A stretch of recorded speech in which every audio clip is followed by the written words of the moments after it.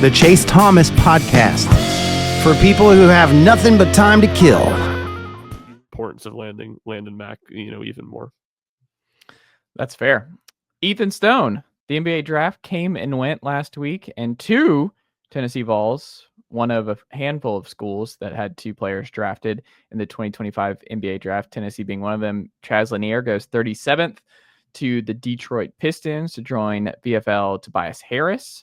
And then you have the last pick of the draft, Jahmai Mashack, going to the Grizzlies with pick number 59.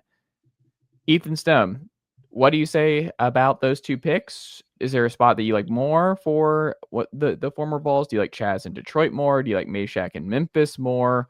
What do you make of the 2 landing spots for the 2 Vols? I think the first thing I make out of it is just it's absolutely incredible that Jahmai Mashack got drafted at number 59. I feel like that is just going to drive him even more. The fact that he's, the Mr. Irrelevant of the NBA draft. He said it himself, he likes it when people are doubting him. So I don't really particularly think it matters where Jahmai went and like just him alone, just because he's always going to have the same not issues, but obstacles to overcome, right? I mean, he's got to improve as an offensive player. He's probably got to improve as a 3-point shooter from volume, so he can be, probably more of a 3-and-D guy for Memphis. But defensively, the intensity, that's always going to be there with Jahmai. And, I think Memphis is going to love that personally. I fail to believe that Jahmai isn't going to find some sort of role somewhere. What that looks like, how long that'll be, couldn't quite tell you. That's just, based on how hard he works and from what we've seen, obviously as a podcast, and from what Tennessee fans have seen, I'd say he has a pretty strong chance of doing that. Chaz, I like his landing spot more now. now that Malik Beasley obviously is having the issues with the gambling probe. No idea where that's going to go for them. And obviously, I believe he was a free agent anyway for Detroit. But I also believe that they were working on like a 3-year deal or something like that. Who knows where that goes from this point? But I've seen a lot of comps for, weirdly enough, Chaz being a Malik Beasley type of player. He's a high volume shooter. He's a good shooter. And, especially if Detroit can't quite figure out some sort of, fallback for Beasley, it makes sense that Chaz at 23, about to be turning 24 years old, is going to be expected probably to take a pretty big leap and play a lot of minutes this year. I would bet. Obviously, he's not going to be starting. That's going to be Cade Cunningham and Jaden Ivey. Ivey has not done too well as a lead guard in the NBA, and Cade Cunningham is one of the better young point guards in the league, so there's going to be a lot of them at the 1 and 2. But I can see Chaz carving out a role off the bench just because of how elite of a shooter he is right off the bat. He's got a quick release, which will work well in the NBA. He can shoot it off platform. He's a good off-ball mover. And I think those strengths will work well in Detroit, especially with, obviously some room moved out of the way now.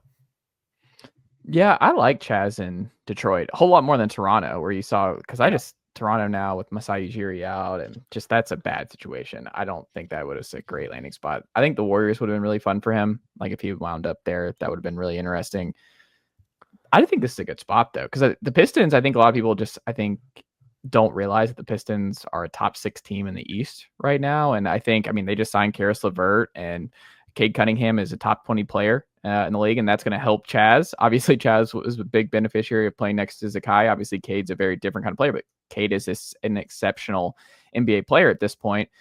Like Karis LeVert will take a lot of the usage. Like you talk about Malik Beasley, that just TBD on that front. But you talk about a guy who he reminds me of. I mean, there's some Tim Hardaway Jr. stuff to him, right? Like there is some real, just catch and shoot. That's all we want you to do. And Hardaway Jr. has crafted a long career doing the kind of thing that Chaz needs to be able to do at the NBA level. But you don't have a lot of shooting there. I mean, Asar Thompson is a non-shooter. Jaden Ivey, non-shooter to this point. Like, I don't think he's proven that he's capable of being a consistent good shooter from 3, especially. I don't know. I think Ron Holland is still a TBD on that shot as well. Like, I think the Pistons are trending up, but they need shooting. And I think Chaz is going to get an opportunity to play and to make shots and be a part of this rotation. Marcus Sasser, another guy who exactly. I was just about to bring him up. I mean, he's going to beat him out. If the Pistons need shooting, he's the best option they have currently that's not named Cade Cunningham or Jaden Ivey. Like he's the best option they have. Of course, assuming that Beasley does not play again for the Pistons. But I think that's a good point. He's going to get minutes just because of how good of a shooter he is. And I mean, like I said a little earlier, it's not like he's an 18-year-old coming into the NBA for the first time. Like, he has experience. He played obviously at Tennessee, where defense is an emphasis. So he's going to have that background as well that I'm sure NBA coaches are going to love. And, they loved him enough to draft him there. So I think he'll fit well there. I do think it's a good landing spot. Can I say one thing on the Mashack thing, though? I think it would have been better for him to just wind up in Houston. Houston is like, Ime is full defense, and he doesn't care about shooting. Ime was playing Steven Adams and Alperen Sengun together for extended stretches. Like, he doesn't care about the norms. He doesn't care if he's playing two bigs who can't shoot threes. Like, he's playing the other Thompson. He's playing Dylan Brooks, who's not exactly a big-time shooter. Like, he's making Jalen Green defend, obviously, but I think Ime, to me, I mean, obviously it's a better team at this point, but Mashack, I felt like you could have sold me on Mashack finding out a better immediate role that Ime would have loved. You know what I mean? Like, I thought Udoka would love a player like Mashack. So my first reaction when the pick got traded, I was like, actually, Mashack, I think, would have actually been a lot better in Houston than Memphis. Because, I mean, we've seen this. I mean, Kennedy Chandler, Pons, like Memphis has done this a couple times now. Jarnell Stokes way back in the day. I don't know. Like, I hope it all works out for Mashack. That's kind of just a deal with second round picks, though. Yeah. True. Yeah. No, true. 100%.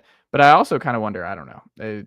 We'll see. I just, my immediate reaction was like, he's obviously the easiest guy to root for, and I hope it all works out. But I was like, my gut reaction is like, ooh, I actually would have liked you better in Houston. I think you would have had a better shot of sticking in Houston. I don't know. I don't know if y'all agree. My prediction is I don't know if it's going to be with Memphis. In fact, it probably won't be with Memphis for reasons that you just said.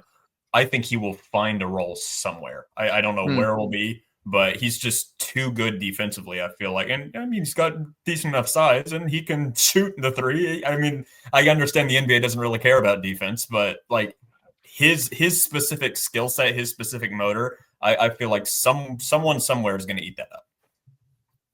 Yeah.